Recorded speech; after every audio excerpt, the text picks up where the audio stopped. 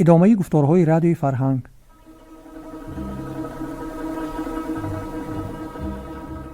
شنوندگان عزیز، حالا از سلسله خوانش بدیعی داستان استاد صدرالدین عینی داخوانده را شنوید. گفتار هشتم.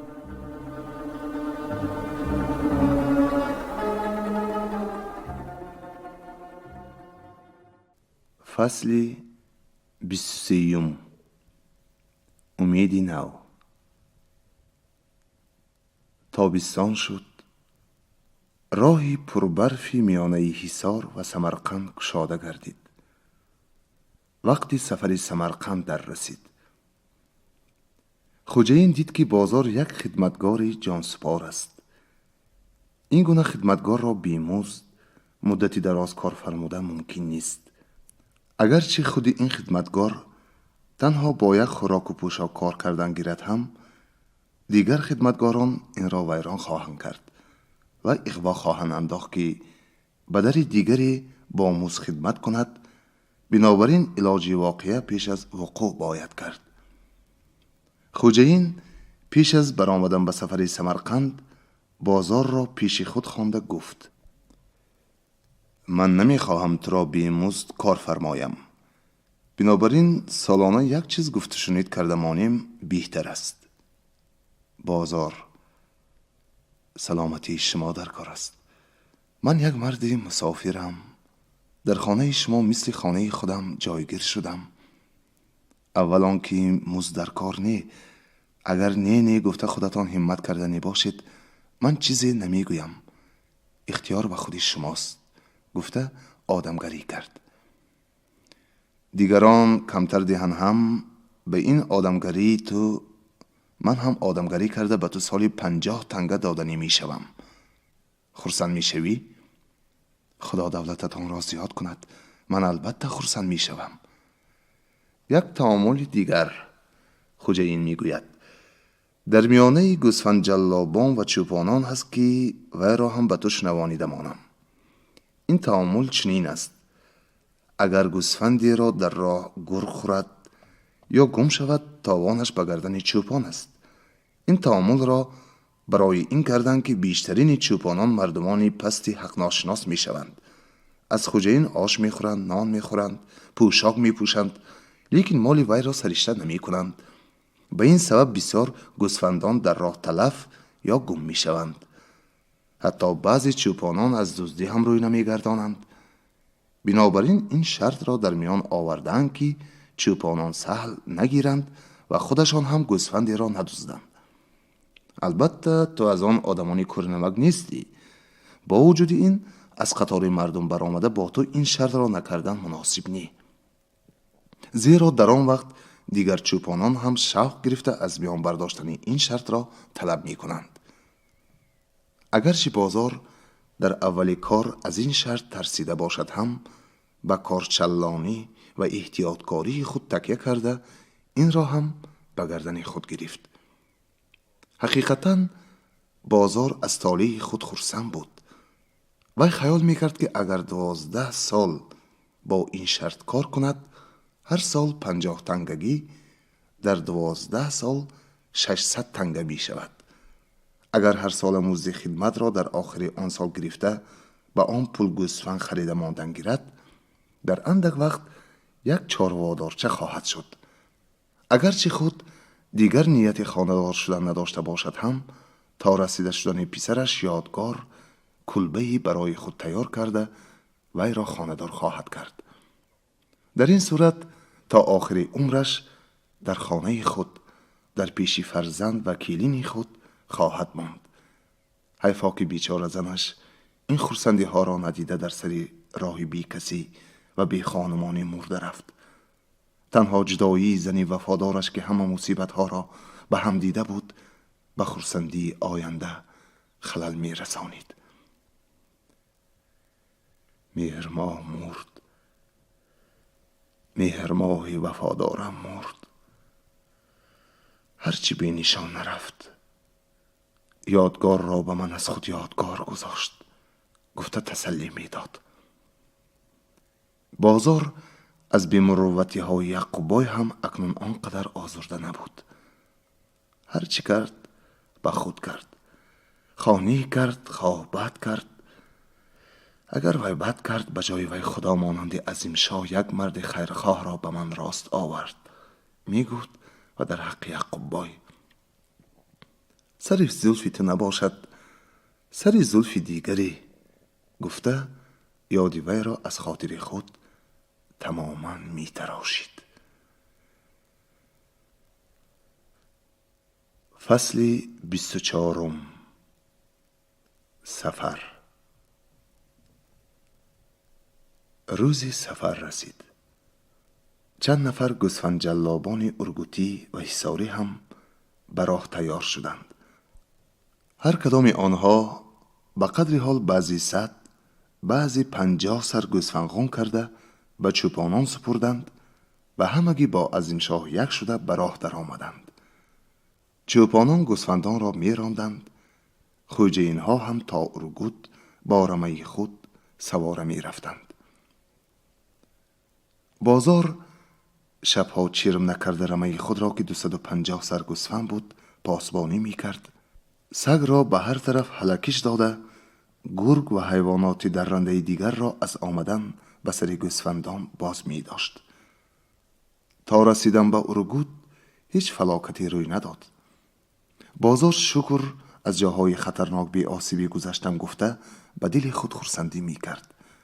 به خاطر جمع بود که پس از این هیچ فلاکتی روی نخواهد داد، زیرا از روی شنیدهش از ارگوت تا سمرقند سر تا سری راه همه آبادی، همه معموری، همه کشتزار، همه دیهات و همه باغات است. در این طرف نه از گرگ و نه از دوست خطری نیست.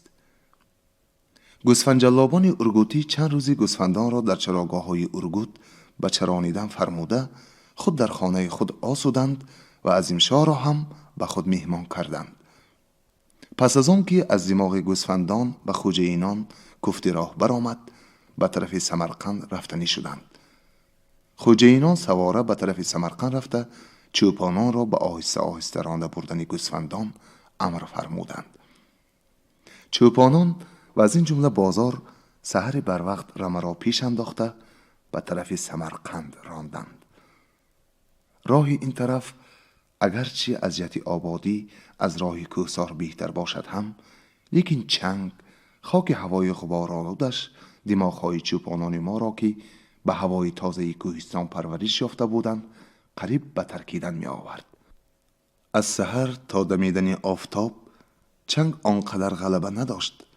شبنم سحری که از بخاری چشمزار و جویبارهای گرد و پیش پیدا شده به زمین می ریخت خاک خوش را قدر نم داده و پرواز باز می داشت. همین که آفتاب جهانتاب برآمده پرتوی خود را در سر جهانیان انداخت به قطار حیوانات و نباتات گویا که خاک هم از خوابیگران سر برداشت. به تأثیر تابش آفتاب اول شبنم بخار شده به هوا پرید، پس از آن خاک هم خشک و سبک شده با رسیدن سوم گوسفندان به پرواز آغاز کرد. وقتی که آفتاب قد نیزه بر این بلند شد چنگ هم روی هوا و آفتاب را فرا گرفته عالم را سیاه و تاریک کرد. گویا که آفتاب پس از 1 ساعت برآمدن خودش باز فرو رفت، لیکن در اطراف برآمدگاه خود فرو رفت. این فرو رفتن روزانه آفتاب از فرو رفتن شبانهش خیلی فرق داشت. شب هنگامی که آفتاب فرو می رفت ستارگان درخشنده مانند آفتاب نباشد هم به اندازه‌ای که روند راه خود را دیده تواند برای زمین روشنایی می دادند. حالا باشد نه ما و نه ستاره، نه آسمان و نه زمین، نه درخت و نه دیوار، هیچ چیز به نظر روندگان ما نمی نمود. تنها سگان و بزان سرکه برمه و رانندگان آن راهبری می کردند. در اولی کار چوپانان با زور و دشواری باشد هم گاه گاه چشم خود را می گشادند. وقتی که از چشمانشان آب ریخته سوزش کردن می گرفت بی اختیار و ناچار می پوشیدند. رفته رفته دیگر طاقت چشم گشایی نماند. سر و روی چوپانان را نه تنها خاک گرفته بود بلکه چنگ و خاکی به سر رویشان نشسته که با عرق پیشانی و آبی چشمشان لای شده بود، آنها را به صورت یک هیکلی از لای سیاه ساخته شده آورده بود. از پیشگاه حلقشان گرفته تا کام و بونی دندانهایشان، همه چشمه های لعابدهی را خاک بسته دهان این بیچارگان را چون خمدان آهک پزی پر از آتش چنگالود کرده بود. بینی ها مانند دودکش کوره آهنگران خاک می کشیدند و دود می برآوردند. گوش ها باشند تماما خاکریز شده، بجز صدای غوغویی که از درونشان می آمد دیگر چیزی را نمی شنیدند. کاروانی رمران به همین حال طالبی در غم رسید. دیگر نه به گوسفندان و نه به چوپانان یارای یک قدم پیشتر گذاشتن نمانده بود. در اینجا رمه را به چرا سر دادند. خود چوپانان هم شستشوی کرده در سایه درختی آسودند. سایه بید، نسیمی آب و هوای فارمی کناری درغم کم کم به مردگانی نو از گر برآمده جانی تازه میداد. هوای پاکیزه در هر نفس راه گلو و نایچه های ششهایشان را از چنگ و خاک پاک کرده، جنبش سینه و زدن دلهایشان را به حالت طبیعی آوردن گرفت. کم کم اشتها آمد. نان قاق و تلقان با آبی روان خورده شد. گوسفندان هم با آب و علف شکمهای خود را سیر کرده دم گرفتند و به درون پته‌زارها خوابیده چشم و گوشی خود را با نوگی سم از خاک پاک کردند. آفتاب هم دیگر بار نمایان شده از پرتوی خود آب درغم را چراغان کرده بود. به قدری که آفتاب پایانتر می رفت، همان قدر هم هوا رو افزاتر و فارمتر می گردید. چوپانان پس از آن که شب را در اینجا گذرانیدند، باز به راه در آمده رمه را پیش انداختند. بازار هم گوسفندان خود را یگان یگان از نظر گذرانیده، خوشبختانه سرجم بودن آنها را دیده به راه در آمد. چوپانان به همین طریق منزل به منزل از درون جمعه بازار و تیلاق گذشته به نزدیکی شهر سمرقند رسیدند. موافق سپارش خوجینان خود به شهر ندر آمده، از قشلاق کورزار لبلب جوی دشتک با راه باغات زامینی و پست مزار به طرف دشت سوخته باز به کنار درغم نگاه کرده راندند. چنگ و خاکی راه میان باغات از پیشتر افزونتر و جان فرساتر بود. دیوارهای باغات و درختان سیرشاخ نمی گذاشتند که چنگ از روی زمین با سمی گوسفندان برخاسته پراکنده شده دورتر رود، بلکه هر مشت خاکی که از زیر پای گوسفندان برداشته می شد پس از 1 دقیقه پس گشته به جای اولش می فرامد. گویا خاکبارانی بود که مانند سیلی بهاران از هوا می ریخت یا ایلک هوا به سر روندگان ما خاک می بیخت. در وقتی که بازار در میانه باغات کورزار و پست مزار به چنگ و خاک غوطه خورده از دنبال رمه می رفت، از تک دیوار ناله خزینانه را شنید. نالنده می گفت: ای را گذری خیرخواه، ای چوپانی مهربان، به حال من مروت کن. مرا که شل شده قوتی از جا جنبیدن ندارم، یارمندی کرده تا تگی آن در رسان. الهی خداوند به مراد و مقصدت رساند. بازار که از پی مراد و مقصدی خود بسیاری می گشت، از پیش این بیماری برجامانده بی‌پروا نگذشت. اگرچه 5 دقیقه از دنبال رمه پس مانده باشد هم، این در راه افتاده را برداشته به پیشی دری که وی را نشان داده بود رسانیده تا آ گرفت و باز از دنبال رمه رسیده به راه خود دوام کرد. فصل 25. خیر بیریا. وقتی که چوپانان به دشت سوخته به کنار درغم رسیدند، بازار به عادت همیشگیش از همه پیشتر گوسفندان خود را از نظر گذرانید. 2 گوسفند نیست، 2 گوسفند چاری نیست، گفته بازار فریاد کشید. لیکن باور نمی کرد که 2 گوسفند گم شده باشد.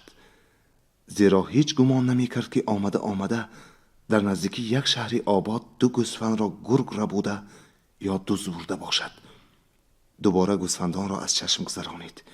نیست. نشان خوجینی خود را می دانست که گوشهای گوسفندان وی چاک 4 پاره داشتند. با این نشان گوسفندان خود را از دیگران جدا کرده به کناره راند. گوسفندان باقی مانده را باز یک بار دیگر یک یک از نظر گذرانید. نیست. 2 گوسفند چاری نیست. هنوز باور نمی کرد که 2 گوسفند گم شده باشد.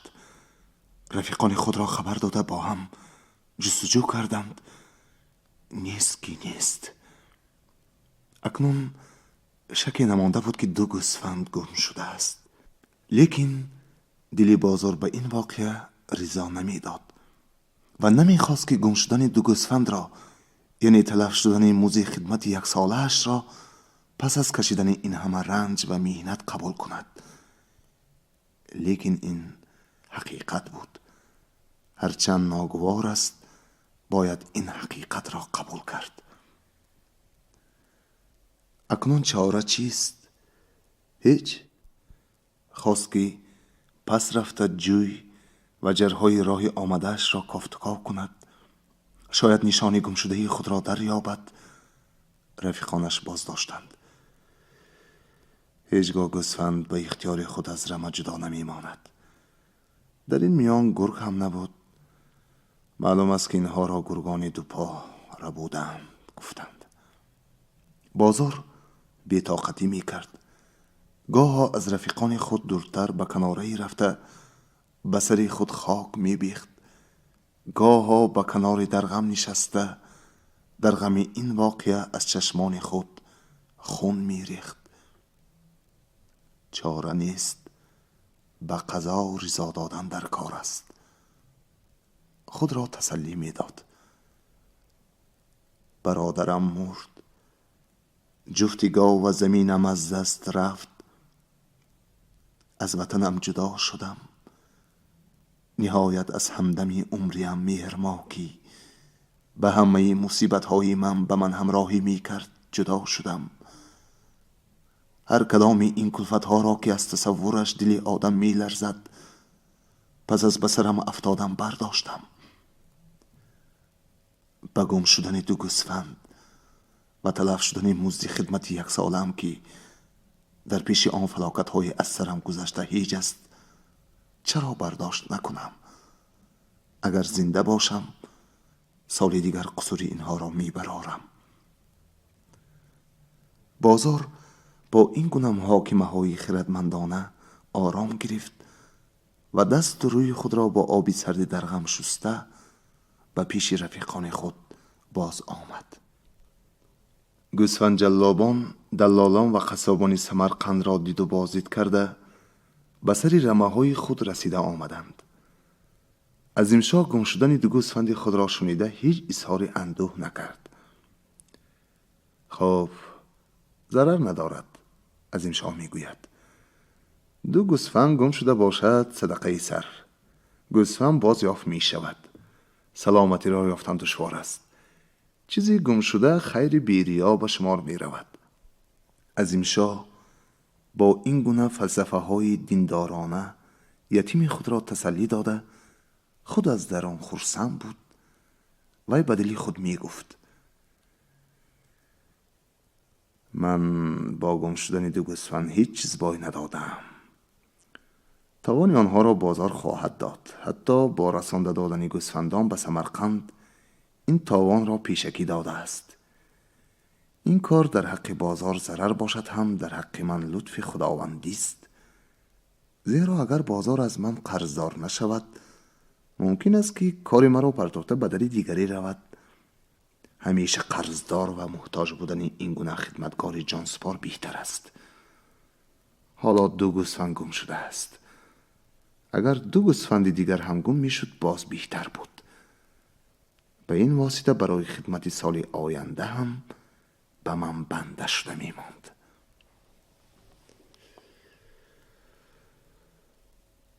فصل 26 زکاتچیان. 1 باغ اطرافش با دیواری پستکی احاطه شده است. از طرف درون سرتاسر زیر دیوارش جویچه‌ای کشیده شده. در لب این جویچه درختان سیب، زردآلو، گیلاس، آلبالو، دولانه، ناگ، دلافروز، آلوچه، مرود و دیگر درختان میوه‌دار قطار شنانیده شدند. لیکن هر کدام این درختان سرخوشک و شکسته شاخ بوده از میوه دادن باز ماندند.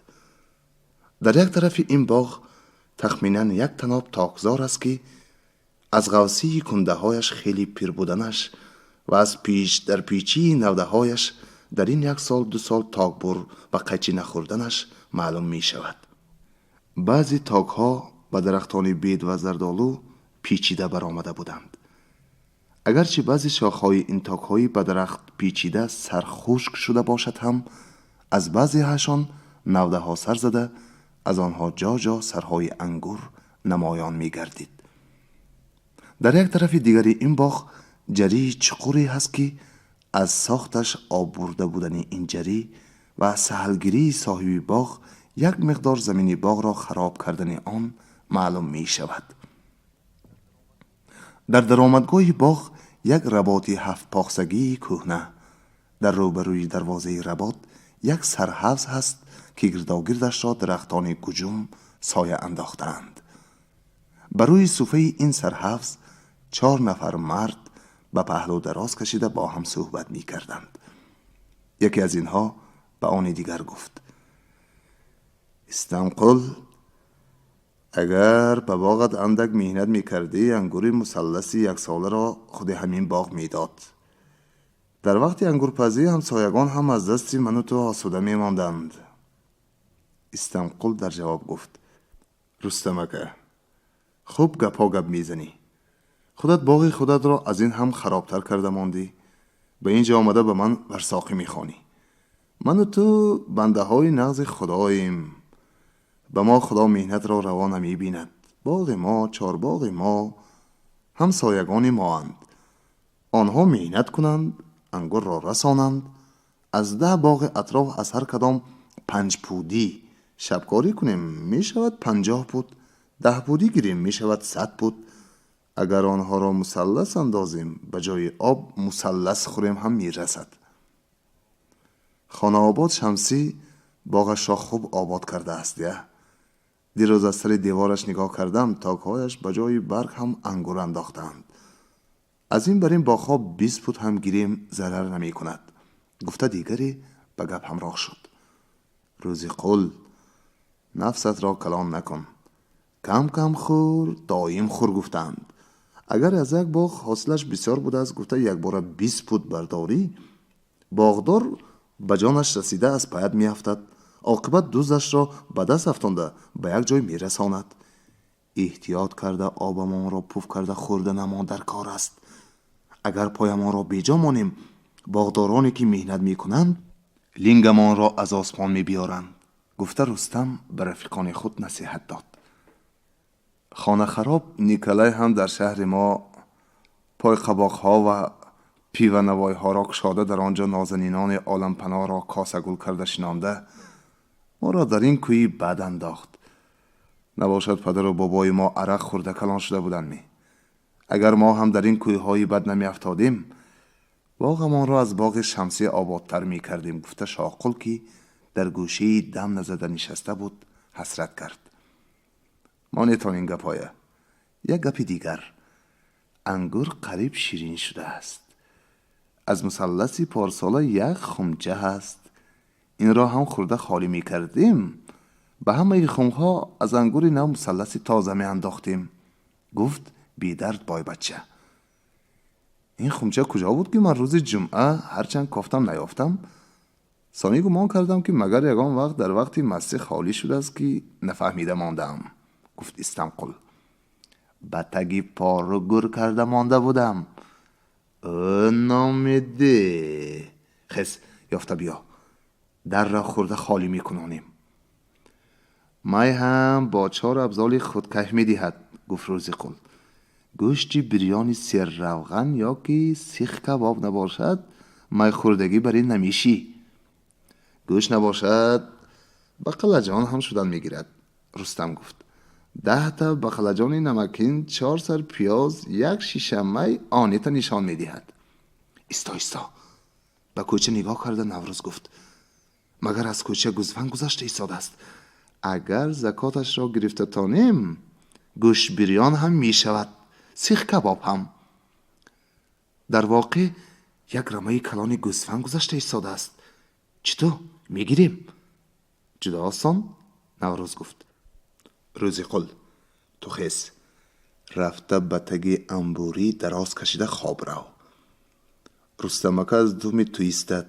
من به سر رفته چوپان از همه آخر می آمدگی را به گپ می گیرم. همین که گپ زنان کردنی مرا با چوپان شنیدید، روزی قل از پاچه گوسفند کشیده دادن گیرد. رستمکه دستی وی را گرفته درون کشد. ایستم قل یک شاخ بند یافته تیار کن و دهان گوسفندی به دست افتاده را محکم بند که ما گفته صاحبش را خبردار نکند. روزی قل چند گوسفند میگیریم؟ ایستم قل چند تا که تانی؟ نه. رستم گفت دوست باش و با انصاف باش. گفتند زکاتچه های بخارا بر این هر چی به دست افتاد گرفتن نمیگیریم ده؟ 1 تا یا 2 تا گیریم بس. کسی که از این پلن زکات گیری را کشیده بود خیزتان زود باشیتان وقت نگذرد گویان از جایش خیست و از دیوار باغ به کوچه فرآمده خود را به بیماری برجا مانده ساخته در تگ دیوار خوابید. این بود که قهرمان حکایت ما بازار به نیت رسیدن به مراد و مقصد خود این بیمار را برداشته به پیش در رسانید و در نتیجه 2 سر گوسفندش به خیر بیریا رفت. فصل 27. این هم خیر بیریا. در طرف جنوبی قلعه شهر بخارا در میدانی که به آنجا از دروازه نمازگاه می برآیید صدها گوسفند را قشاق کرده ماندند. در درآمدگاه این میدان به بالای صوفچه یک گلیم به یک کرپچه انداخته بر روی آن یک شخص سپاهی مانند 4 زانو زده نشسته است. در پهلوی این شخص یک بخچه هر گونه جامه ها، در یک طرف صوفچه 2 شخص دیگر در پیش خود دفتر و قلمدان گذاشته نشستند. شخصی سپاهی مانند که بر روی کرپچه نشسته بود پایکی گفته آواز داد خوش تقصیر در را آب تازه کرده می آیم. گویان پایکی به دست یک چلیمی سرک پای نکک بود. از میدان برآمده رفت و به لب حوض رفته آب چلیمی خود را ریخت. از یک چشم خورجینچه‌ای که در میان داشت یک لطه برآورده سر و گردن و نی و سرخانه چلیمش را خوب پاک کرد. پس از آن از غلافی که به میان بندش آویزان بود کارده را کشیده برآورده کعب چلیمش را تراشیده تازه کرد و از خورجینچه خود به قدر سیب یک چیزی خمیر مانندی چسبک را برآورده کعب چلیم را با وی پر کرد. پس از آن به چلیم آب تازه انداخته باز دویم باره چلیم را پاک کرده زود برگشته به میدان پیش صوفچه آمد و آب تازه گفته نی چلیم را به دهان سپاهی داده بادکش آن را با انگشت خود نگاه داشت. سپاهی پس از کشیدن چلیم احوالت چطور؟ گفته از پایکی پرسید. از دولتتان دیگجوش هر روزه را یافته ایستادم. گفته پایکی تعظیم کرده به میان قشاق‌های گوسفندان آب تازه گویان در آمده رفت.